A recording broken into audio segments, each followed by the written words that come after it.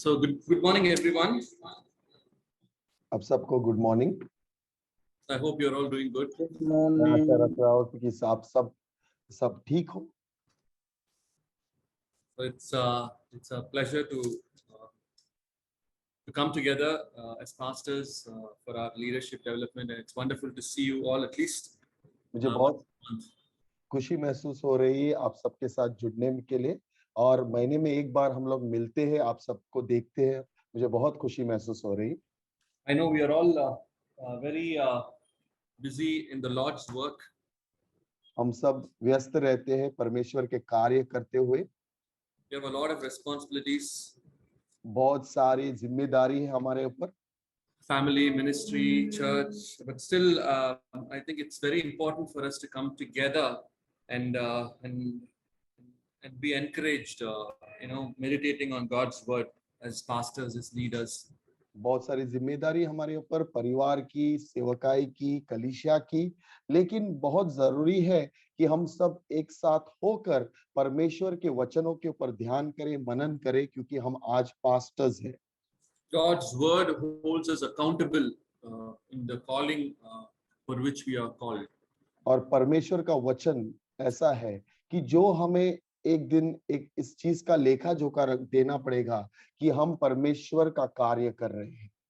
And when we all come together and read the scriptures and study, I'm sure the Lord will speak to us. और हम सब जब एक साथ आते हैं, परमेश्वर के वचनों को पढ़ते हैं, मैं भली बात ही जानता हूं कि परमेश्वर जरूर हमसे बात करेगा।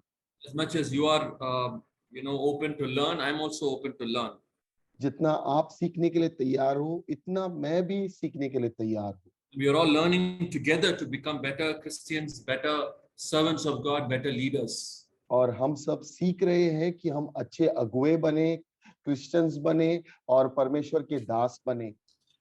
So this morning, the title of my message is Learning to be Truthful to God.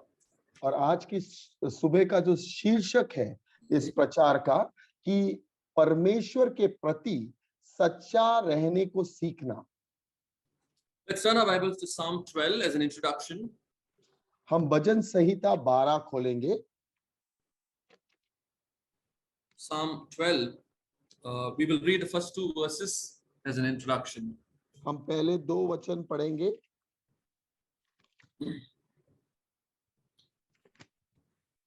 Help, Lord, for the godly are no more, the faithful are vanished from among men. Everyone lies to his neighbor, their flattering lips speak with deception. भजन संहिता 12 में हिंदी में पढ़ता हूँ, पहला और दूसरा वचन। हे परमेश्वर, बचा ले, क्योंकि एक भी भक्त नहीं रहा। मनुष्य में से विश्वास योग्य लोग मर मिट है। प्रत्येक मनुष्य अपने पड़ोसी से झूठी बातें कहता है।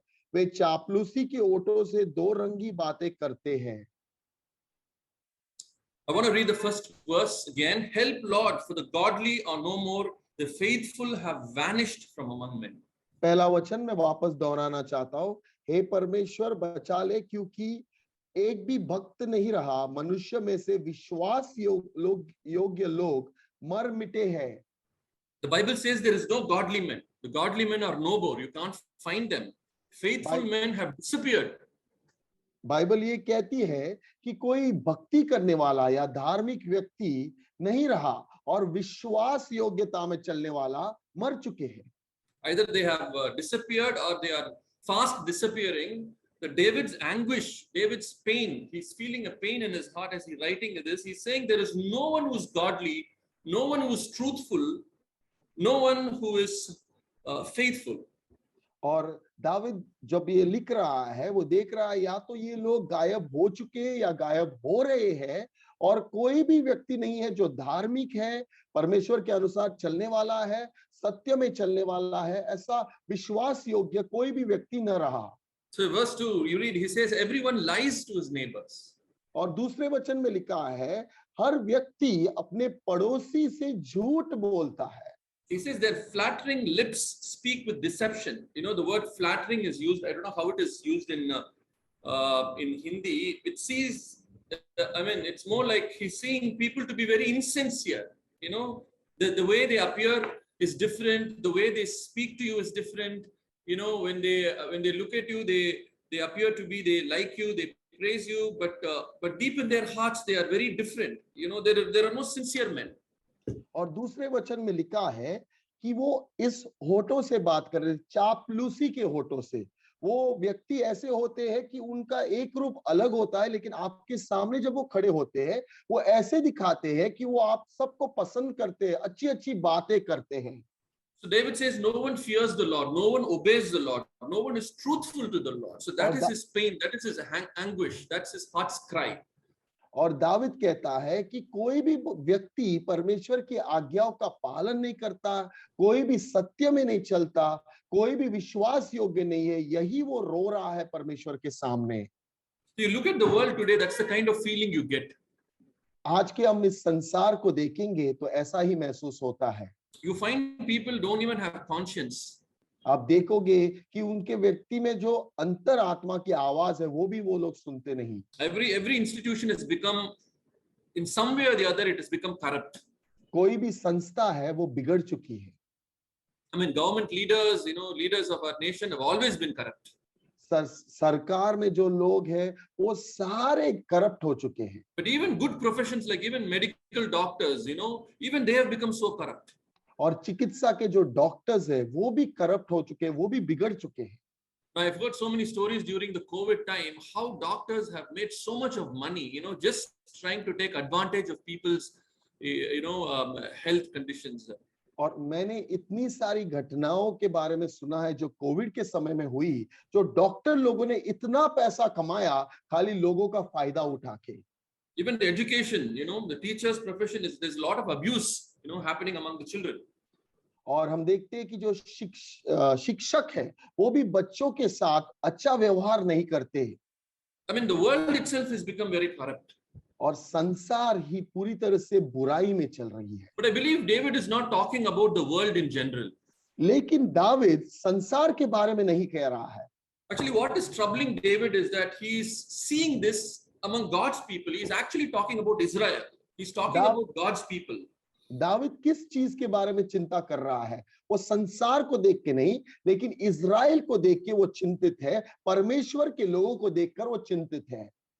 So he's living in a time in history where among God's people, among God's children in Israel, people who claim to know God, there is nobody who's truthful. There is nobody who's righteous. और दाविद एक ऐसे समय इतिहास में जी रहा है कि Israel में जो ऐसा कोई भी व्यक्ति उसे नजर नहीं आ रहा है जो सत्य में चल रहा है, परमेश्वर के अनुसार चल रहा है। That is what David's anguish. He's saying, I'm not able to find truthful men in Israel, godly men in Israel. वही पर दाविद चिंतित है और वो कह रहा है परमेश्वर के अनुसार चलने वाले मनुष्य मुझे इजराइल में नहीं नजर आ रहे, सत्य में चलने वाले लोग नहीं नजर आ रहे हैं। People who know God, people who experience God, you know, people who offer worship to God, people who have the holy laws of God. They know what is right from wrong. God has given his holy scriptures. You know, in spite of all of that, he's saying it's very hard to find people who are absolutely truthful to God. David ये कहता है कि ये लोग वो है जो परमेश्वर को जानते हैं, परमेश्वर के नियम, परमेश्वर के जो कायदे हैं उनके पास है और परमेश्वर को भली भांति जानते हैं, लेकिन इस सब कुछ देखने के बावजूद हमें एक भी व्यक्ति सत्य में चलने वाला है, परमेश्वर के अनुसार चलने वाला नजर नहीं आ रहा है। I think it's not just God's anguish and God's, it's not just David's anguish and pain. I think it is also God's heart. It is, David is just reflecting what the Spirit of God is actually, you know, grieving through him. और ये सिर्फ दाविद की चिंता या दाविद का दुख नहीं है, ये परमेश्वर की चिंता और परमेश्वर का दुख नजर आ रहा है। दाविद परमेश्वर की आत्मा के अनुसार बोल रहा है। So God is looking for truthful men. God is looking for godly men. God is looking for obedient men. God is looking for men who are righteous, perfect in his sight. और परमेश्वर ऐसे लोगों को ढूंढ रहा है जो उसके अनुसार चलते हैं, जो आज्ञाओं का पालन करते हैं, जो उसके वचनों के अनुसार चलते हैं, जो उसके उपस्थिति में बनकर उसकी आवाज को सुनते हैं। Bible says God's eyes are running to and fro all over the earth. His eyes are scanning. He's scanning all over the earth to show himself strong on behalf of those whose hearts are loyal to him. और Bible ये कहती है कि परमेश्वर की आंखें पूरी संसार के ऊपर नजर टिकाई हुई है। कोई भी व्यक्ति उसके नजर से हट नहीं सकता। वो उन लोगों को ढूंढता है जो व्यक्ति उसके उनके सामने विश्वास योग्य है। So you find in Genesis 6, right at the beginning, the Bible says the world was corrupt and every intention of man's heart was continually evil. और उत्पत्ति 6 अध्याय में हम देखते हैं कि वहां पे लिखा है पूरा संसार बिगड़ चुका था, बुराई में चलता था और हर व्यक्ति के मन में जो भी विचार भी था वो बुराई से भरा हुआ था। And the Bible says Lord was grieved and his heart was filled with pain. God's और heart was filled with pain because he again couldn't find any godly men on the earth. और Bible ये कहती है परमेश्वर शोक मना रहे थे और उनके हृदय में इतना दुख भरा था क्योंकि पूरे संसार में उसे एक भी व्यक्ति नहीं नजर आया जो उनके अनुसार या सच्चाई में चलने वाला था। And then it says God found Noah to be righteous, perfect in his generation. और उसके बाद वचन ये कहता है कि परमेश्वर ने एक व्यक्ति को पाया, नूह, जो धार्मिक था और उस समय में वो परमेश्वर के अनुसार चलता था। In a world there was no godliness, in a world and everything was corrupt, in a world where everything was evil, there was one man who was living a perfect life, a righteous life in the sight of God. जो संसार था उस समय का वो बुराई में चल रहा था, उनके विचार ही बुरे हो चुके थे, लेकिन उस पूरे संसार में एक व्यक्ति ऐसा नूह मिला था जो परमेश्वर की धार्मिकता में चल रहा था, परमेश्वर की सच्चाई में चल रहा था। So when Noah was born, they named him Noah, which means rest. They named him rest. और जब नूह पैदा हुआ, उनके पिता ने उनका नाम नूह रखा, या जिसका मतलब है आराम। The word rest means, it doesn't mean relaxation, it means stability and order. That's what it means. और उस शब्द का मतलब एक्चुअली आराम नहीं है, लेकिन वो पूरे सही रीति से चलने वाला व्यक्ति। They hope that Noah will bring stability and holy order, and godliness back into this world. That's why they named him Noah, which means rest. उन्होंने नाम उसका नूह इसलिए रखा क्योंकि वो आराम के बारे में बात नहीं कर रहे थे, लेकिन वो सोच रहे थे कि ये लड़का पवित्रता लाएगा और सही रीति में चलने वाला होगा और इस संसार में पवित्रता लाएगा। When Bible says God rested on the seventh day, it doesn't mean God relaxed. God doesn't rest. और जब बाइबल ये कहती है कि 7वें दिन परमेश्वर ने आराम किया, इसका मतलब ये नहीं कि परमेश्वर थके हुए थे और आराम कर रहे थे। It's symbolic of God bringing stability and order to a chaotic world after 6 days of creation. The seventh day God rested because he brought stability and divine order into the creation. और हम देखते हैं कि 7वें दिन सब कुछ रचने के बाद परमेश्वर ने ऐसी बिगड़ी हुई रचना को सही कर दिया और सही रीति से उसको कर दिया। इसका मतलब है उन्होंने आराम किया। So only godly men can restore order in this world which is so corrupt. Only godly men can restore godliness and truthfulness in a world that is so filled with evil. So God is looking at men. He's looking for such men who will be godly, who will be righteous, who will be truthful in a generation like this. तो सिर्फ ऐसे व्यक्ति जो परमेश्वर के अनुसार चलते हैं इस सच्चाई को, इस धार्मिकता को इस संसार में ला सकते हैं, और परमेश्वर ऐसे व्यक्तियों को ढूंढ रहा है जो ये काम कर सकते हैं। So as David is crying out his anguish is that I'm not able to find any truthful men in Israel among God's people. The anguish is that sometimes we are not able to find truthful men, in the church among God's people. और दाविद के अंदर एक ऐसा दुख है कि वो बोल रहा है कि इज़राइल में वो कोई विश्वास योग्य व्यक्ति नहीं ढूंढ पा रहा है, लेकिन बहुत बार हम कलीसियाओं में भी ऐसे विश्वास योग्य लोग, सच्चाई में चलने वाले लोग हम नहीं देख पाते। Men who will restore godliness, men who will speak the truth, men who will bring stability and holy order, in God's church, among God's people. That is missing. Godly men, maybe, generations before, 2 decades before, we had such great godly men. But today, if you see, that is vanishing. As rightfully David says, the faithful have vanished. They are disappearing from this world. और ऐसे लोग जो धार्मिकता लाएंगे संसार में, जो सच्चाई लाएंगे इस संसार में, वो वैसे लोग दाऊद उनके बारे में कह रहा है। सोच सकते हैं कि बहुत साल पहले ऐसे बहुत सारे परमेश्वर के दास थे, लेकिन आज जैसे दाऊद कह रहा है कि ऐसे लोग गायब होते जा रहे हैं। So even today, God is looking for such men, even as pastors and leaders and ministers of God. God is expecting, God is looking at us and seeing if we will be, men of integrity, men who are truthful, men who are brutally honest, men who are godly in every aspect of our Christian lives. और परमेश्वर आज भी ऐसे व्यक्तियों को ढूंढ रहा है जो धार्मिकता में चले, जो विश्वास योग्यता में चले, जो ऐसे व्यक्ति है जो पवित्रता लाए। So one of the attacks I feel, that's happening among the Christian leaders, among the pastors, even among Christians is lack of truthfulness. We are not truthful to God. और आजकल हमारा नाम ऐसे जब हम परमेश्वर के दास है, बहुत सारे लोग हमारा नाम इसलिए खराब करते हैं, वो लोग कहते हैं कि ये लोग सच्चे नहीं है, ये लोग विश्वास योग्यता में नहीं चलते। I'm talking about the church in general. मैं कह रहा हूँ इस पूरी कलीसिया के बारे में। I'm talking about, just not about you and me. I'm talking about the church in general.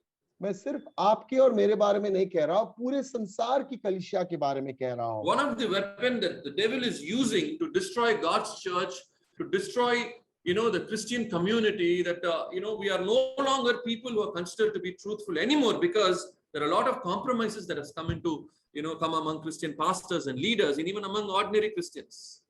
सारे हथियारों में एक मूल हथियार जो शैतान हमारे खिलाफ इस्तेमाल कर रहा है, वो ऐसा हथियार है, वो बार बार दोहराता है कि हम ऐसे लोग बन चुके हैं जो सच्चाई में नहीं चलते, विश्वास योग्यता में नहीं चलते। So can someone tell me the first sin that happened in the church? तो कोई मुझे बता सकता है कि पहला पाप जो कलीसिया में हुआ? It's pretty easy. We all know the first sin in the world, it's sin of disobedience, right? और God said, don't eat the fruit Adam and Eve ate. और पहला पाप जो था इस संसार में जो हुआ, वो था कि परमेश्वर ने कहा कि इस फल को मत खाना, और उन्होंने उस आज्ञा का पालन नहीं किया, उन्होंने अनादर किया परमेश्वर का। What's the first sin that happened in the church? और कलीसिया में पहला पाप क्या हुआ? What, Vijay? Ananias, lying to the Holy Spirit. Yeah, lying. Sin of lying. और पहला जो पाप जो कलीसिया में, पहली कलीसिया में हुआ, that's the first. Oh, that's the first sin that's recorded, at least in the scriptures, in the early church. A church that was a church of great purity and power. We see the early church in Acts chapter 2 is a church with fullness of God's purity and power. And the first sin that's recorded is sin of lying. और पहली कलीसिया जो प्रेरितों की किताब दूसरे अध्याय में नजर आती है, वहां वो वैसी कलीसिया थी जिसमें शुद्धता थी और परमेश्वर का सामर्थ था, लेकिन उसमें एक पहला पाप दो व्यक्तियों ने किया, वो झूठ बोलने का था। So I think even for me, the first temptation, that I encountered when I first became a Christian is the temptation to lie. और पास्टर शेरिडन ये कह रहे हैं कि जब वो पहले वो मसीह बने, तो उनके अंदर भी एक लालसा उमड़ आती थी कि वो झूठ बोलना चाहते थे। So my dad will come back from office in the afternoon somewhere around 2 o'clock, and usually around 3 o'clock he'll get a call from the office, and they'll ask, is Manoharan there? And I'm supposed to say he's gone to Attipet, because every time my dad will be at home and he'll say, hey, call Vandana. If the call comes, say I've gone to Attipet. और बहुत बार उनके पास Sheridan के पिताजी घर पे आते थे 2 बजे, और जब भी कोई कॉल आता था तो उनको बोला गया था कि ये बोले कि वो अटिपेट गए हैं, क्योंकि उनके पिताजी ने कहा था कि मैं घर पे भी हूँ, लेकिन किसी को भी बोलना कि मैं बाहर चला गया हूँ। So I have no problem in saying, because afternoons I'll get a call, I'll be at home, and I'll say, is Dad there? Is VM there? V Manoharan, is VM there? I said, no, he's gone to Attipet, but he'll be there sleeping. और वो लोग पूछते थे कि जो है उनके पिताजी बी मनोहरन घर पे है क्या, तो पास्टर शेरिडन घर पे होते थे और उनके पिताजी भी घर पे सोए होते थे, लेकिन वो बोलते थे कि वो घर पे नहीं है। But after I became a Christian, when I said it, I had the conviction that I've done something wrong. लेकिन जब वो मसीह बने, विश्वासी बने, तो उनको लगने लगा कि ये जो वो कर रहे हैं वो सही नहीं है। The Holy Spirit of God convicted me that I cannot tell lies because it's against God's holy standards. पवित्र of fruitfulness. आत्मा ने उनको बताया कि ये जो तुम कर रहे हो वो सही नहीं है, क्योंकि ये पवित्रता के अनुसार नहीं चल रहे हो तुम। And from that day, I decided I will not tell any lie in my life because I am a Christian. उस दिन से पास्टर शेरिडन ने एक निर्णय किया, वो अपने जीवन में कभी भी झूठ नहीं बोलेंगे, क्योंकि वो एक मसीह है। Because the first thing that the devil tries to do is to compromise on your truthfulness. Sometimes we fail to be truthful to ourselves, and we fail to be in turn truthful to God. और बहुत बार शैतान हमारे ऊपर हमला करता है, हमारे जीवन को खराब करने की कोशिश करता है, वो दिखा के कि ये व्यक्ति सच्चाई में नहीं चलता, वो झूठ बोल के चलता है। In Acts chapter 5, Satan thought that he cannot do anything. He cannot do anything to stop, from people accepting Jesus, because the church was growing. There were 3,000 people who got saved, and then there was 5,000 people who got saved. So Satan resolved to the fact that, people are getting saved, the church is being formed, so I cannot stop them from getting saved, but I will try and do one thing. I will make them dishonest. I will make them compromise in their truthfulness to God. और प्रेरितों के 5वें अध्याय में आप देखोगे कि बहुत सारे लोग प्रभु यीशु को स्वीकार कर रहे थे, और शैतान ने जाना कि वो उन लोगों को उस उद्धार से नहीं निकाल सकता, क्योंकि बहुत सारे लोग विश्वासी बन रहे थे, बपतिस्मा ले रहे थे। फिर शैतान ने एक ही उपाय सोचा कि अगर मैंने इन लोगों को झूठ बोलने को लगाया, अगर मैंने इन लोगों को सच्चाई से दूर ले गया है, तो वो उद्धार से दूर चले जाएंगे। So at a time where the church was going through a period of great purity and power, one sin stands out. One sin was exposed, and it was the sin of lying. तो ऐसी कलीसिया जब थी, जिसमें शुद्धता थी, जिसमें सामर्थ था, पावर था, लेकिन एक ऐसा पाप ऊपर आया जिसमें वो लोगों ने झूठ बोल दिया। Let's read Acts chapter 5 verse 3. प्रेरितों का 5वां अध्याय 3रा वचन हम पढ़ेंगे। It says, Acts chapter 5 verse 3, then Peter said, Ananias, how is it that Satan has filled your heart that you have lied to the Holy Spirit? प्रेरितों का 5वां अध्याय 3रा वचन, पत्रस ने कहा, हे हनान्या, शैतान ने तेरे मन में यह बात क्यों डाली कि तू पवित्र आत्मा से झूठ बोले और भूमि के दाम में से कुछ रख छोड़े। So if you see, the whole problem here is, the price they sold for the property. और यहाँ का जो प्रॉब्लम है उस दाम के बारे में, जिसके दाम वो जमीन बेची गई थी। So God did not ask them to give everything. It's their own freedom. It's their own free will. It's their own decision. The punishment is not for keeping back, part of their property. The punishment is basically for lying against God. और परमेश्वर ने उनसे यह नहीं कहा था कि पूरी जमीन बेच के मुझे दे दो, लेकिन उन्होंने कहा था कि वो देंगे। यहाँ पे जो उनके ऊपर दंड आया था, इसके वजह से नहीं क्योंकि उन्होंने थोड़ा पैसा वापस रखा था, लेकिन वो दंड इसके वजह से आया क्योंकि उन्होंने परमेश्वर को झूठ बोला। So God is saying, see, didn't it belong to you before it was sold? Before it was sold, it was yours. और यहाँ पे वचन कहते हैं, परमेश्वर कहता है कि बेचने से पहले ये जमीन तो आपकी ही थी ना।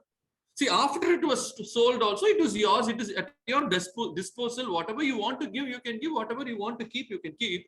Why did you give half of it and say, I gave everything?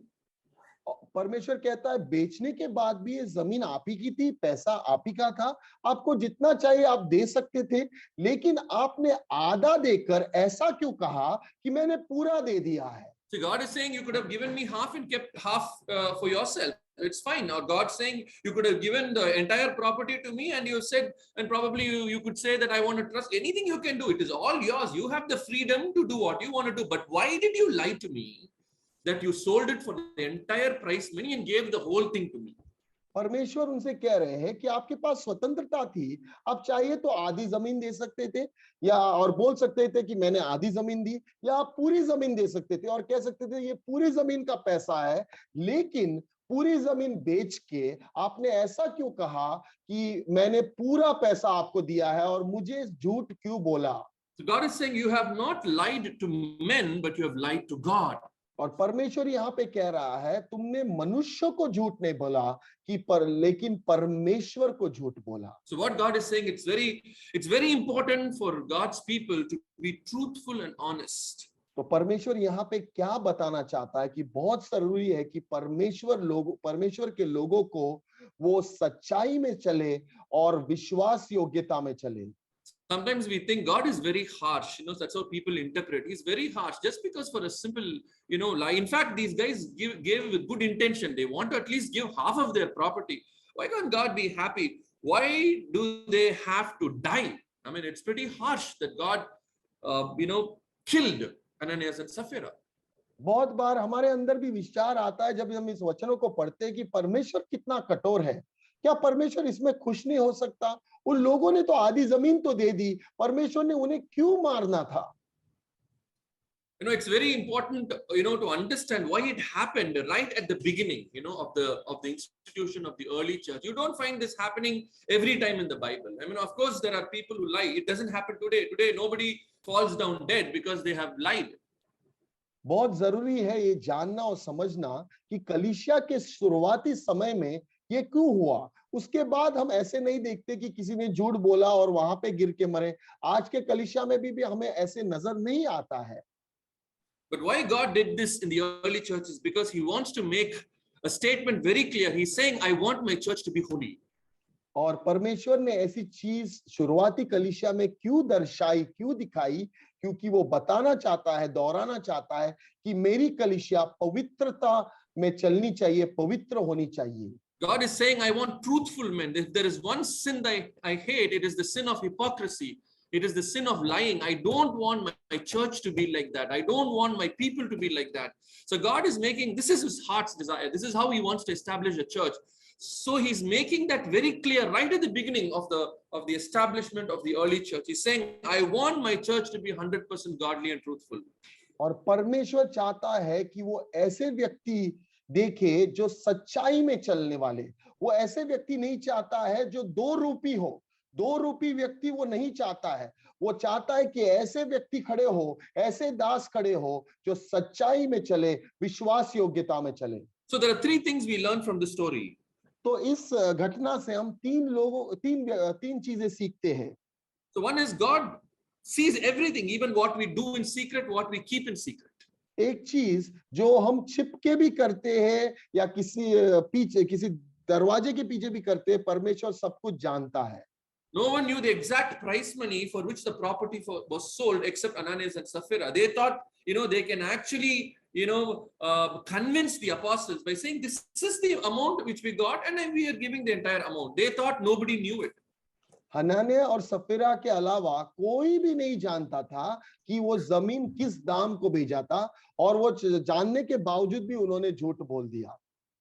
See, in verse 8, Peter is asking to them, is this the price you and Ananias got for the land? He's asking again, is this the price? Is this the exact amount? Ananias is dead. Now Sapphira is coming. He's checking with her again. It's another chance for at least Sapphira to be truthful. Is this the price money you and Ananias got for the land? She says, yes, that's the price. 8वें वचन में पतरस वापस सफीरा को दोहरा रहा है, मुझे बता, क्या तुमने वह भूमि इतनी में ही बेची थी? क्या सही में? तू बता, जैसे तेरे पति ने बताया, मुझे जानना है कि क्या सही में इतने ही दाम में बेची थी? So we can never hide anything from God. That's the first truth we learn from the story. तो पहला सच हम इस कहानी से, इस घटना से सीखते हैं, हम कुछ भी परमेश्वर से छुपा नहीं सकते। Because we can never hide anything from God, let us be truthful all the time. क्योंकि हम परमेश्वर से कुछ भी छुपा नहीं सकते, हमेशा हमें सत्य में चलना है, सच्चाई में चलना है। Because if we hide anything, God will still find out. There's nothing that we can hide from God. क्योंकि अगर कुछ भी हम छुपा ले तो परमेश्वर ढूंढ लेगा, वो जान लेगा, क्योंकि हम कुछ भी परमेश्वर से छुपा नहीं सकते। The second lesson we learn is that even if it's a small weakness, if you try to compromise, it will result in a grave sin. Or can you repeat, Pastor? Even if it's a small weakness in your life, if you try to compromise, if you try to cover it up, it will result in a grave sin. और अगर वो एक छोटी सी भी गलती हो, अगर एक छोटी सी ही भी कमजोरी हो हमारे जीवन की, और अगर हम करते नहीं, होने दो, चलेगा, क्या है करने का, तो वो एक बड़ा पाप बन सकता है। It could be anything. It could be, greed for money, or it could be lust. It could be pride. It could be, lie. It could be anything. It could be anything. Even if it's a small weakness, if you try to compromise, if you say it's okay, and you try to compromise, it will one day lead to a grave sin and it will have consequences. वो एक छोटी सी कमजोरी हमारी हो सकती, जैसे कि मानो कि पैसों की आशा, या लालसा, या सोचो कि घमंड, हम सोचते हैं ये तो छोटी सी चीज है, हमारे अंदर है, लेकिन एक दिन वो एक बड़ा पाप बन सकता है। Every sin starts with a small weakness. हर पाप एक छोटी सी कमजोरी के साथ शुरू होती है, We try to overlook that. और हम उसको नजरअंदाज करते हैं। We try to give excuses for that. हम बोलते हैं कि नहीं, जाने दो, सही है, ठीक है, चलेगा। We try to do, I did it just once. This is the first time I did it. It's okay. हम बोलते हैं कि अरे ये तो पहली बार गलती हुई, जाने दो, कोई प्रॉब्लम नहीं। And we try to give excuses by saying, this is something, I couldn't avoid. We give many excuses, but we don't realize that one day it will result in a grave sin and it will have consequences. और हम बोलते हैं कि अरे ये तो पहली बार हुआ है, इसका तो कोई बड़ी बात नहीं है, लेकिन हम नहीं समझते कि एक दिन ये एक बड़ा पाप बनेगा। The Bible says that, see, Satan has filled your heart that you have lied. So the problem is with our heart. So we should be very, very careful, with the condition of our heart. So it is from our heart all these evil things can come. और Bible ये भली बात ही कहती है कि शैतान ने तुम्हारे हृदय में भर दिया है, इसलिए तुम झूठ बोल रहे हो। So don't yeah, go ahead. या इसलिए हमें अपने हृदय के ऊपर नजर रखना है, क्योंकि इस हृदय से वो सारी बुरी बातें बाहर निकलती है। So don't try to overlook your weaknesses, even if it is something very small and insignificant.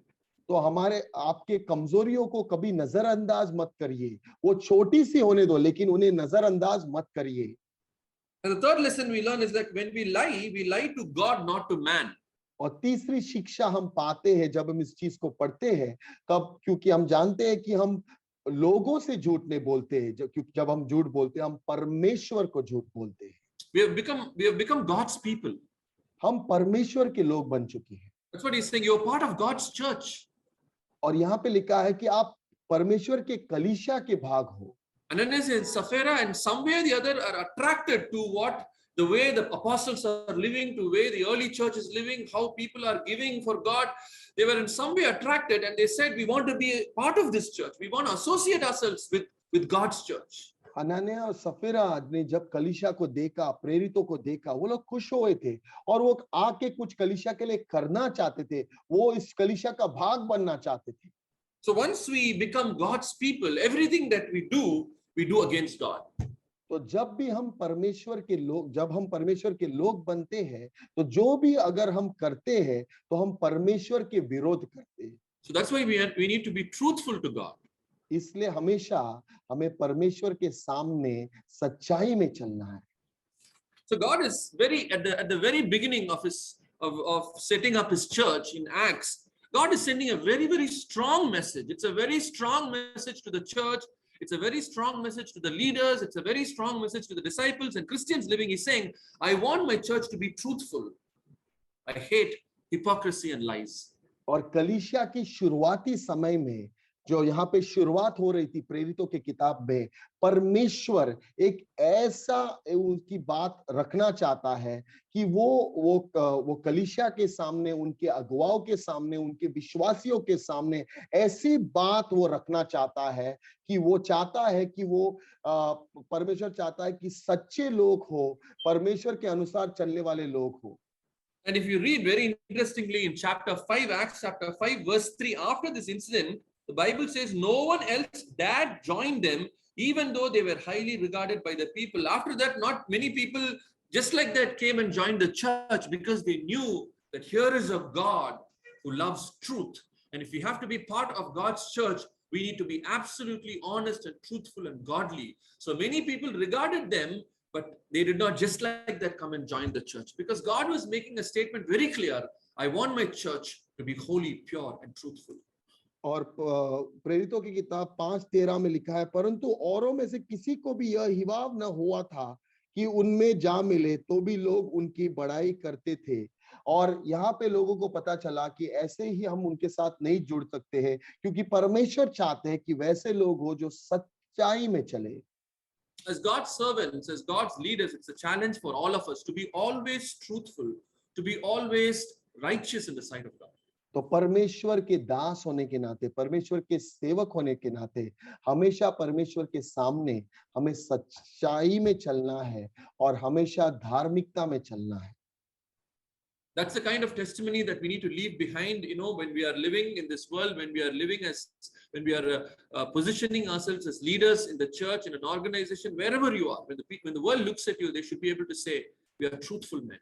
इस संसार में जी रहे तो हमारे जीवन की गवाही यही होनी चाहिए, जब हमारे कलीसिया के लोग कहे कि ये व्यक्ति तो सच्चाई में चलने वाला है, और संसार के लोग जब भी हमको देखे वो कहे कि ये व्यक्ति, ये परमेश्वर का दास सच्चाई में चलता है। One powerful role model we find in the Bible is Paul, who tells us that it is possible for every man of God, every servant of God, to live a truthful life, to be a godly man in every aspect of his Christian life and ministry. एक ऐसी गवाही हम Bible में देखते, बहुत सामर्थी गवाही है पौलुस की। वो कहता है कि परमेश्वर का हर व्यक्ति, परमेश्वर का हर बच्चा इस सच्चाई में चल सकता है। Let's turn to 1 Thessalonians chapter 2 verse 3. पहला थिस्सलुनीको चैप्टर 2 वर्स 3 हम देखेंगे, दूसरा अध्याय तीसरा वचन। 1 Thessalonians chapter 2 verse 3. पहला थिस्सलुनीकिया अध्याय 2 वचन 3 हम पढ़ेंगे। Let's read this. For the appeal we make does not spring from error or impure motives, nor are we trying to trick you. On the contrary, we speak as men approved by God to be entrusted with the gospel. We are not trying to please men, but God who tests our hearts. We never used flattery, nor did we put on a mask to cover up greed. God is our witness. So you can read just verse 4. Maybe you can read 4 and 5. हम पहला थिस्सलुनीकियों दूसरा अध्याय 4 और 5वां वचन पढ़ेंगे। पर जैसा परमेश्वर ने हमें योग्य ठहराकर सुसमाचार सौंपा, हम वैसे ही वर्णन करते हैं, और इसमें मनुष्य को नहीं परंतु परमेश्वर को, जो हमारे मनों को जांचता है, प्रसन्न करते हैं। क्योंकि तुम जानते हो कि हमने तो कभी चापलूसी की बातें किया करते थे और न लोभ के लिए बहाना करते थे, परमेश्वर गवाह है। So in verse 3, this is what he says. For the appeal we make, Paul is making an appeal here. और तीसरे वचन में पौलुस ये कहता है कि हम एक घोषणा करते हैं या एक उपदेश करते हैं। Appeal is like a what does it mean? He's making an appeal, which means it's a very earnest request, for them to believe what he's saying. That's what is appeal. पौलुस यहाँ पे एक मांग कर रहा है, वो उनके सामने कुछ रख रहा है कि आप इन चीजों को स्वीकार कर लो जो मैं कह रहा हूँ। See, he's saying, for the appeal we make does not spring from error or impure motive. He's saying, I'm making a very honest appeal before you. And what is the appeal? What is his request? He's saying, earnestly believe what I'm saying. And this is a very bold appeal. What he's saying is, I'm a truthful man, believe me. और यहाँ पे वो कह रहा है, क्योंकि हमारा उपदेश न भ्रम से, न अशुद्धता से, न छल से, वो कह रहा है कि मैं सच्चा व्यक्ति हूँ और मेरे इस मांग को स्वीकार कर लो। If you read those verses, you will know that he's saying we speak as men approved by God. We are not trying to please men, but God who tests our hearts, saying God is our witness. So what is he trying to say here? He's making a very bold, strong, confident appeal. He's saying, I am a truthful man. और यहाँ पे वो कह रहा है कि हम ऐसे मनुष्य हैं जो परमेश्वर ने ठहराए हैं, और हम किसी मनुष्य को प्रसन्न करने के लिए खड़े नहीं है, हम परमेश्वर को प्रसन्न करने के लिए खड़े हैं। और वो पूरे आत्मविश्वास के साथ एक मांग कर रहा है कि हमें भी सच्चाई में चलना है। In Paul's life, he's faced many struggles, many problems. Paul के जीवन में उन्होंने बहुत सारे संघर्षों को देखा। But there are different kinds of problems that Paul encountered. But in Thessalonica, it's a very unique problem. They tried to attack Paul's reputation, his character. पौलुस ने बहुत सारे संघर्षों को, तकलीफों को देखा, लेकिन थिस्सलुनीका में उन लोगों ने उसके चरित्र के ऊपर हमला किया। They said Paul was not a truthful man. He's a con man. He's a cheater. He's a trickster. Thessalonica के लोगों ने कहा कि पौलुस एक सच्चा व्यक्ति नहीं है, वो एक झूठा है, वो लोगों को छल कपट करने वाला व्यक्ति है। You know how it is very important for a leader, for a Christian pastor and a leader to preserve his reputation. If somebody defames you, I mean, and somebody talks bad about you, about your reputation, they say you're not a truthful man. I mean, everything is lost. If your character is lost, everything is lost. और बहुत बार बहुत जरूरी है कि हमारी गवाही को हम सही रखें, क्योंकि अगर हमारे चरित्र को गिरा दिया तो सब कुछ खत्म हो जाता है हमारे जीवन में से। So the problem in Thessalonica is that they were trying to defame Paul. तो थिस्सलुनीकियों का प्रॉब्लम ये था कि वो उनके चरित्र के ऊपर हमला कर रहे थे, उनको बुरा भला कह रहे थे। There are a lot of accusations against Paul. और बहुत सारे उन्होंने उनके ऊपर एक्यूजेशंस किए थे। Number one is they say Paul is a man pleaser. और वो लोग कहते थे कि पौलुस तो मनुष्य को प्रसन्न करता है। Somehow he will try to please people, with his words and make them do what he wants to do. और वो अपने शब्दों से लोगों को प्रसन्न करता है और जो चाहता है वो लोग उसके लिए कर लेते हैं। Actually, all the message that he's preaching is not just worth hearing. He's a very good gifted speaker. He speaks and he tries to please people and then he uses them for his own advantage. और वो लोग ये भी निंदा करने लगे कि पौलुस जो प्रचार करता है वो अच्छे शब्दों का इस्तेमाल करके उन लोगों को खाली अपने अपने हाथों में, अपने कब्जे में लेना चाहता है, लेकिन वो प्रचार का कुछ फायदा नहीं सुनकर। That's why Paul is writing here, I'm not a man pleaser, I'm a God pleaser. So the constant attack on Paul was that he's a man pleaser. इसलिए पौलुस यहाँ पे बार बार दोहरा रहा है, मैं मनुष्य को प्रसन्न करने के लिए इस जीवन में नहीं जी रहा हूं, मैं परमेश्वर को प्रसन्न करने के लिए जी रहा हूं, बार बार उनको कह रहा है। And the second accusation is that they said Paul is a trickster and a liar. He's a cheater. और दूसरी निंदा उनके ऊपर डाली गई थी कि वो एक झूठा व्यक्ति है, वो एक कपटी व्यक्ति है। They said he's not really concerned about the people or the church. उन लोगों ने कहा उसको कलीसिया और लोगों के बारे में चिंता नहीं है। He's only preaching for money that the church will give. और वो उसके ऊपर ऐसा इल्जाम लगा रहे थे कि वो सिर्फ पैसों के लिए प्रचार करता है कि कलीसिया उसे पैसा देगी। They said he's a criminal on the run. He's a criminal everywhere. People is trying to find Paul, and he's running away from one place to another place. That's why he ran away from Thessalonica also. और वो लोग कहने लगे, उनके ऊपर इल्जाम लगाने लगे कि वो एक गुनहगार है, वो एक क्रिमिनल है, वो यहाँ से वहां राज्यों में भाग रहा है क्योंकि लोग उसे मारना चाहते हैं। When he saw there was persecution coming to Thessalonica, he ran away from Thessalonica. जब उसने देखा कि उपद्रव उसके ऊपर आया है तो वो थिस्सलुनीका से भाग गया। That's why in chapter 2 verse 18 Paul is saying, we wanted to come to you again and again, but Satan stopped us. और अध्याय 2 और 18वें वचन में ये लिखा है, पौलुस कहता है, इसलिए हमने एक बार नहीं वरना 2 बार तुम्हारे पास आना चाहा, परंतु शैतान ने हमें रोका। For some reason I could not come to you. I can't tell you why. कोई कारण है कि मैं आपके पास नहीं आ पाया और मैं आपको बता नहीं सकता वो कारण। But they accused Paul as a coward, who ran away from the church, who left the church in a confused state, not trying to help them in their time of need. लेकिन उन्होंने पौलुस के ऊपर ये इल्जाम डाला कि वो एक डरपोक व्यक्ति है। उन्होंने कलीसिया को ऐसे समय के ऊपर छोड़ के गए कि जिनके ज्यादा जरूरत कलीसिया को थी उनकी। When the persecution came, Paul absconded. Paul was not to be found. जब उपद्रव हुआ, जब लोगों ने अत्याचार डाहा, तो वहां से वो भाग गया, ऐसा इल्जाम उनके ऊपर डाल दिया गया।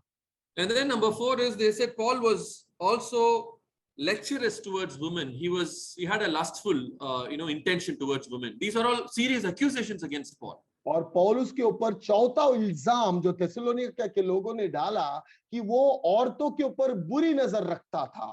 Because there were many wealthy women in the church of Thessalonica. क्योंकि थिस्सलुनीका की कलीसिया में बहुत सारे अमीर औरतें आती थी। There was a rumor that Paul gave special attention to those women. और एक ऐसी बात चल रही थी कि पौलुस स्त्रियों को, औरतों को ज्यादा समय देता था। They said it was very inappropriate, indecent behavior.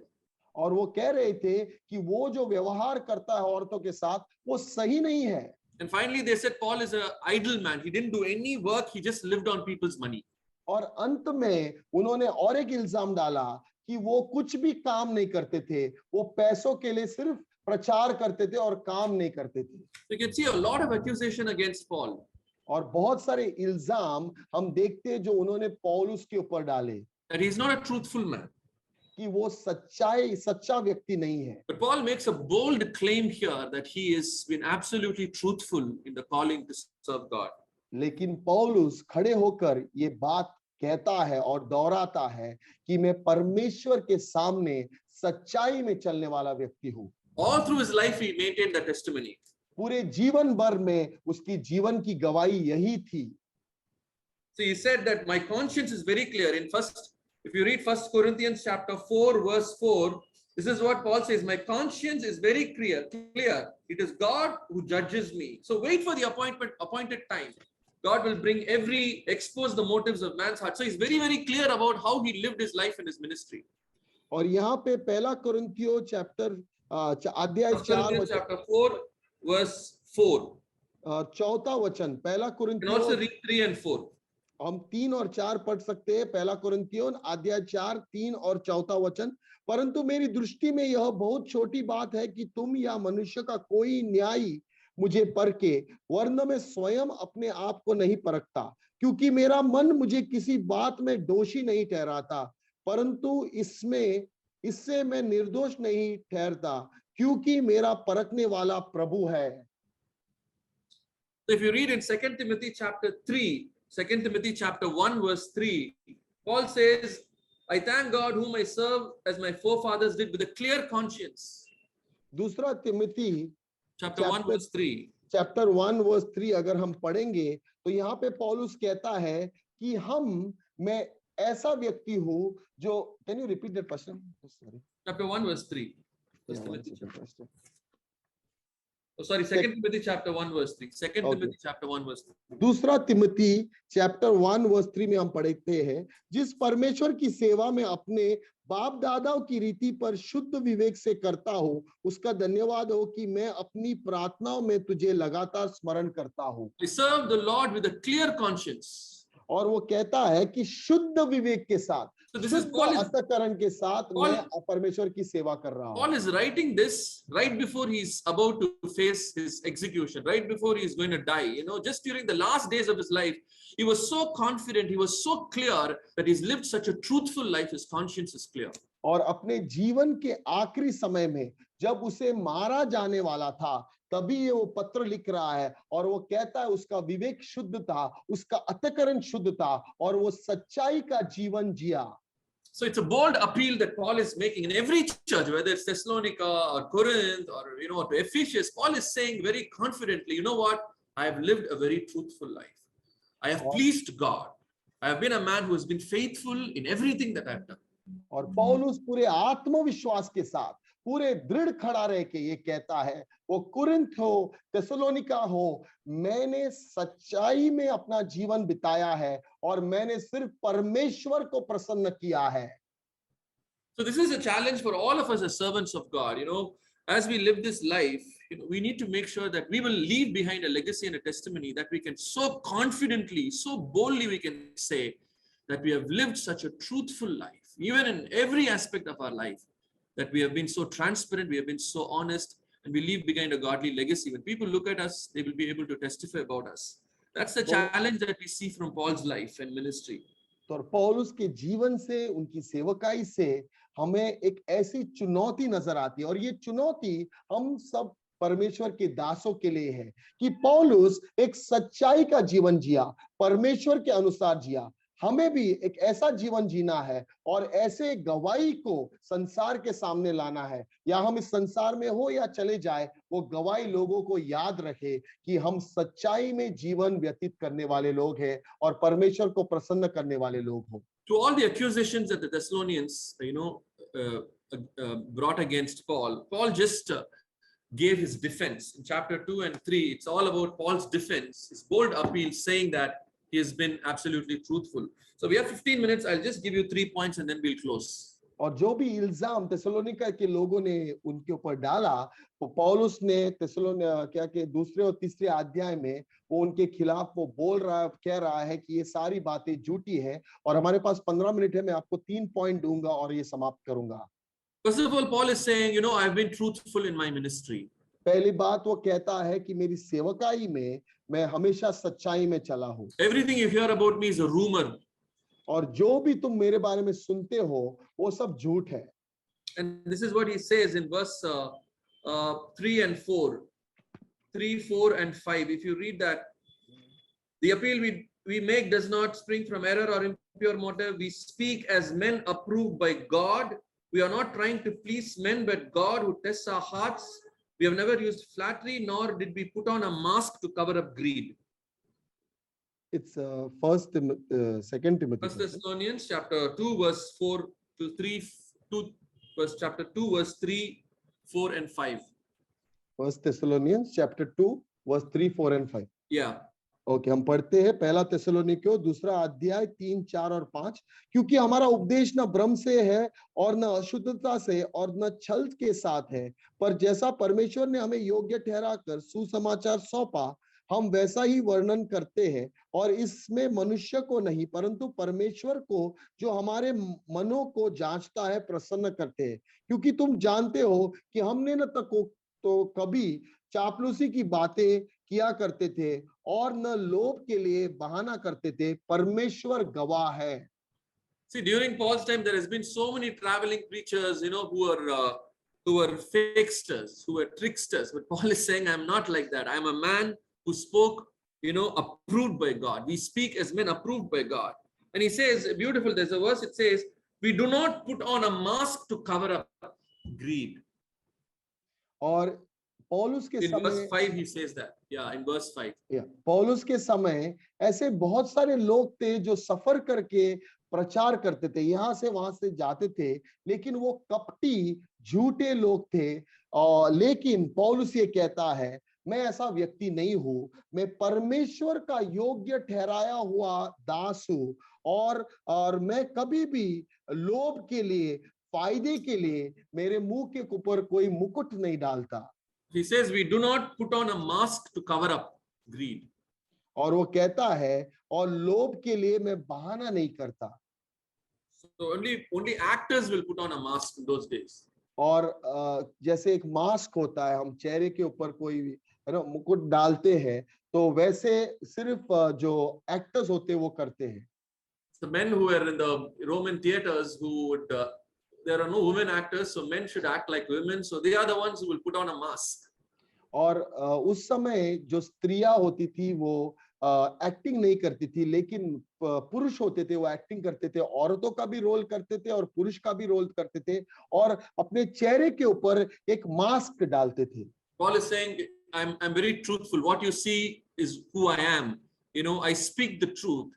I'm a very transparent man. That's what Paul is saying. और पौलुस बार बार दोहरा रहा है, वो कह रहा है कि जो तुम्हें नजर आता है वही व्यक्ति में हूं, मेरे चेहरे के ऊपर कोई मास्क नहीं लगा हुआ है, मैं लाभ के लिए या किसी चीज के लिए कुछ नहीं करता। When we are truthful men, we will be able to wear our heart on our sleeve, which means we will be truthful about our intentions, about our motives. We will be truthful about what we feel, what we think, what we believe. Our life will be so transparent. People will know there is nothing hiding. We don't cover ourselves up. जब हम सच्चे व्यक्ति होते हैं, जो हमारे हृदय में होता है वो बाहर नजर आता है। हमारे विचार, हमारी सोच, हमारी धारणाएं सब बाहर नजर आती है और हम सच्चाई में चलते हैं। We don't cover, cover ourselves, which means we hide something from the public. हम कभी लोगों से कुछ छुपाते नहीं, जो भी हमारे अंदर है वही बाहर नजर आता है। As a servant of God, we can never be like that, because we know even if it's a church, if there are 30 people, 40 people in my church, my people are constantly watching me. Everything they watch, every word that I speak, they hear. Every action that I do, they know. My motives, my intentions, my life. You're a public figure. People see you, watch you. There's nothing that you can hide. If we hide something, we will be exposed. और परमेश्वर के दास होने के नाते हमें यह जानना है कि हमारी कलीसिया का नजर हमारे ऊपर है। हम पब्लिक के सामने होते हैं, लोग हमें देखते हैं, लोग हमें परखते हैं, जो भी हम बोलते हैं, जो भी हम करते हैं, जो भी हम करने की सोचते हैं, वो लोग हमारे ऊपर नजर रखते हैं और ये गवाही सही होनी चाहिए। Paul is saying, I'm not an actor. What you see is who I am. पौलुस ये नहीं कह रहा है जैसे एक फिल्म में भूमिका निभाने वाला एक्टर होता है, मैं ऐसा व्यक्ति नहीं हूं। So Paul is saying, first defense is Paul is saying, I'm truthful in my ministry. और पहली चीज पौलुस ये कह रहा है, सारे इल्जामों के सामने खड़े रहकर वो कह रहा है, उनको बता रहा है कि मैं मेरी सेवकाई में सच्चाई में चलता हूं हमेशा। And the second defense is Paul is saying, I'm truthful in loving you.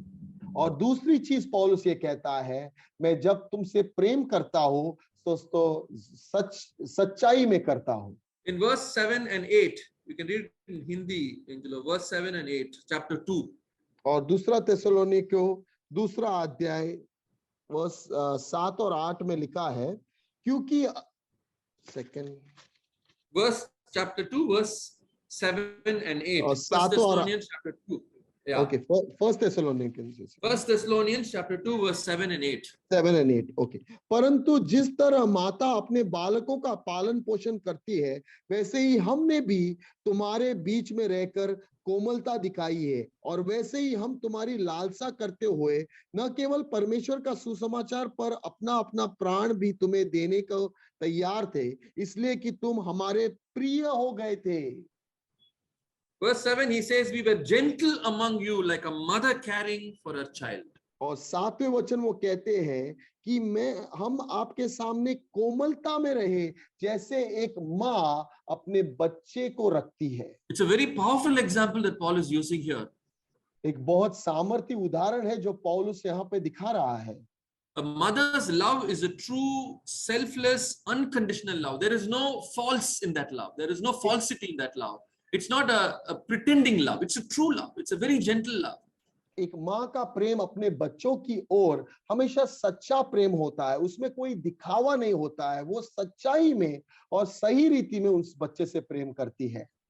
You know, he's saying, I'm not a harsh man. I'm not a man who's been harsh with you. I'm not a man who has made, took advantage of you. I'm not a man who used you. You know, I'm a man who has been very gentle, and it's very true. That's what Paul is saying here. I've been so gentle. It's a very powerful imagery of Paul's true love and affection towards the people of Thessalonica. और पौलुस ये उनको बता रहा है कि मैं कभी तुम्हारे खिलाफ कठोर नहीं हुआ, मैं हमेशा कोमलता में रहा, मैंने कभी आपका फायदा नहीं उठाया। और ये एक उदाहरण है पौलुस के सच्चाई के बारे में, जो उनके सामने वो कोमलता में रहा और उनसे उसने सत्य में प्रेम किया।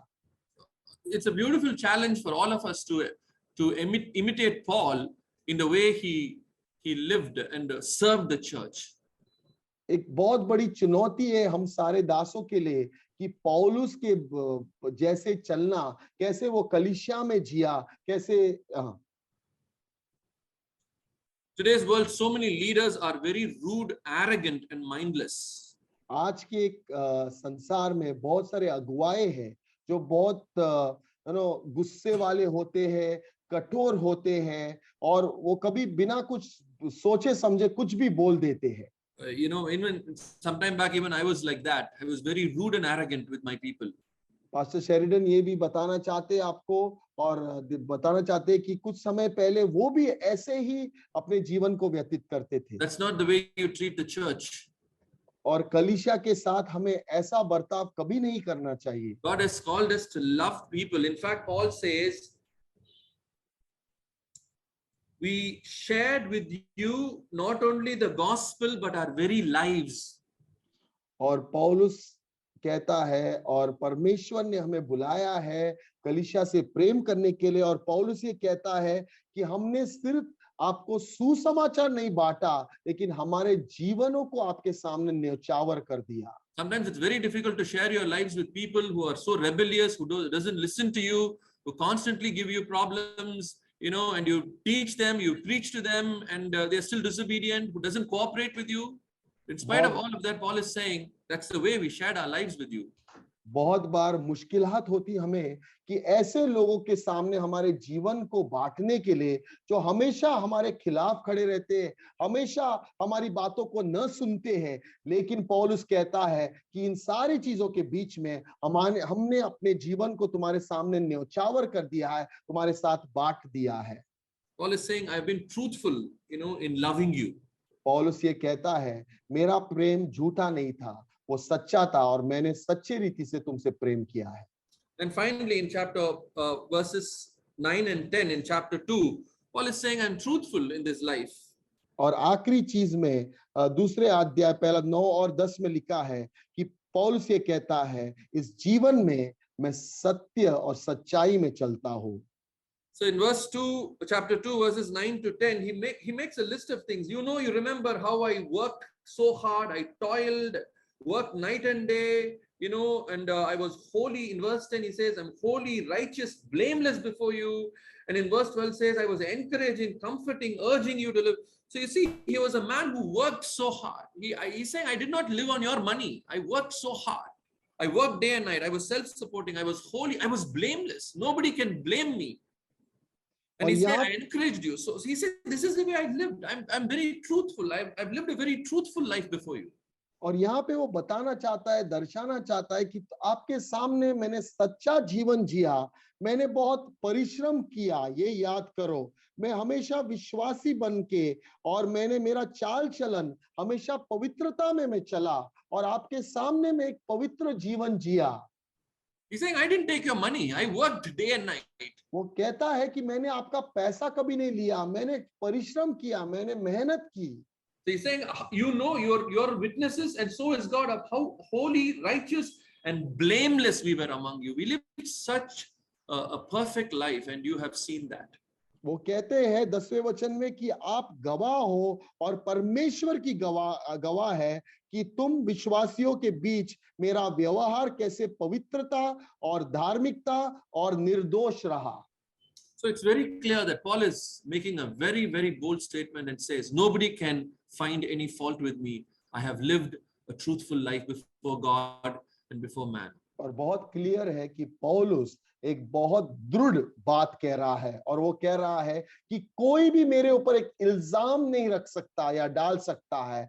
मैंने मेरा जीवन आपके सामने और परमेश्वर के सामने बिना किसी इल्जाम के साथ जिया है और सच्चाई में मेरा जीवन मैंने व्यतीत किया है। So I have just 2 more minutes. It's going to be just 1 hour. So I make sure I'll finish in an hour's time. So let's read 1 Thessalonians chapter 1 verse 5.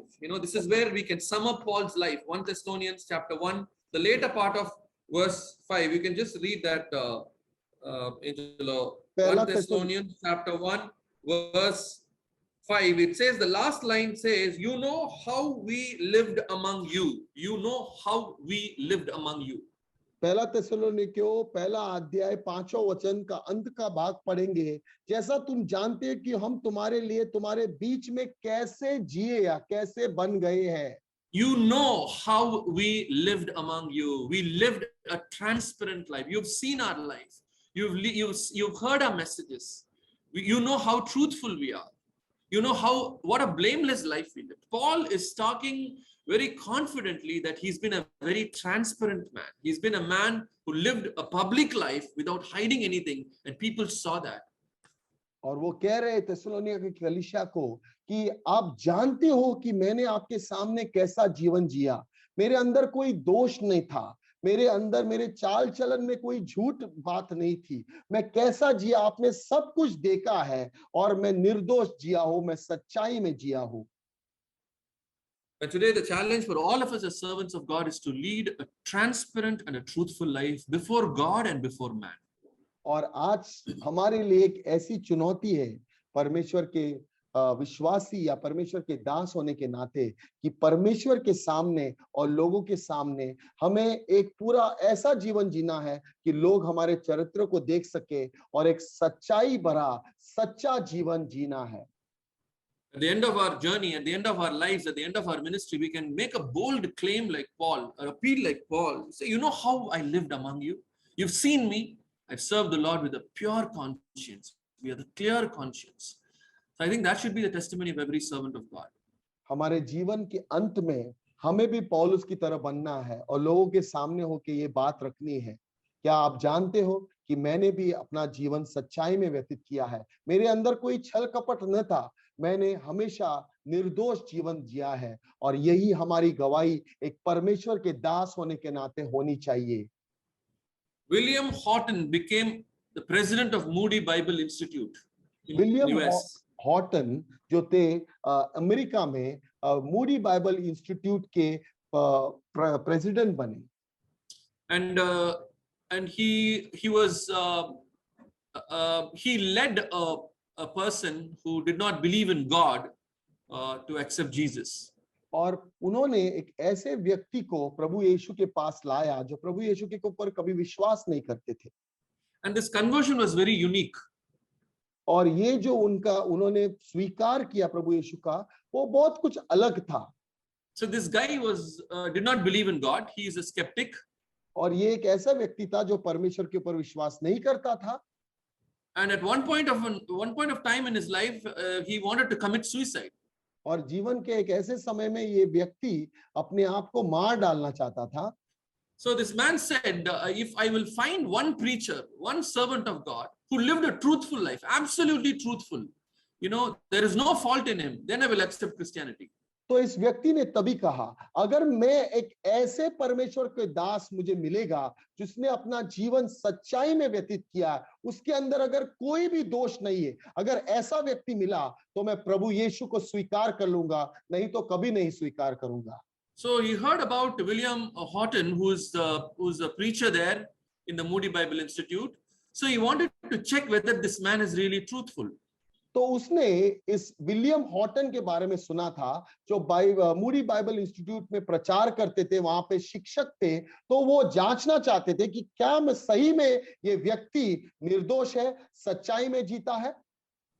So he hired a private detective to watch Houghton's life every day. So there was a detective who's watching where he's going, what he's doing, when Houghton is preaching, who he's meeting, his conversations, his life, his finances, everything. He hired a private detective to watch Houghton every day. तो एक detective को उसने तैयार किया। उसने कहा कि तुम्हें जाके जांचना है कि विलियम हॉटन अपने जीवन को कैसे जीता है, वो कहाँ जाता है, वो क्या करता है। तो एक व्यक्ति उसके पीछे चला।